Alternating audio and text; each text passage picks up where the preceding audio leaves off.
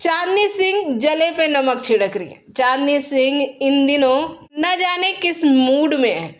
जैसे हो रहा है उनका इंस्टा आईडी खोलिए, धड़ाधड़ सिर्फ पवन सिंह के साथ फोटो पोस्ट की जा रही है और पवन सिंह को भी शायद इन सब में बड़ा ही मजा आ रहा है, तभी तो वो भी चांदनी सिंह के साथ अलग अलग गेटअप में पोज दिए जा रहे हैं।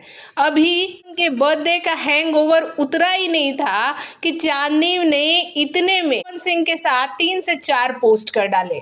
कुछ तो पुराने थे, कुछ नए हैं। ये अभी लेटेस्ट वाला तो भाई काफी दमदार है। कमेंट बॉक्स में कमेंट अगर इनके पढ़ेंगे तो सभी कह रहे हैं जोड़ी परफेक्ट है, शादी कर लीजिए। कितने तो पवन सिंह के फैंस चांदनी को भाभी कहकर बुलाना भी शुरू कर दिया। इन सब पे चांदनी क्या रिएक्ट करेंगी वो चांदनी सिंह के दिल से कोई पूछे, क्योंकि चांदनी ज्यादा जवाब देने में यकीन नहीं करती, खुद वो कई बार कह चुकी हैं। इस फोटो पे क्या कहेंगे कमेंट बॉक्स में जरूर कमेंट कीजिए।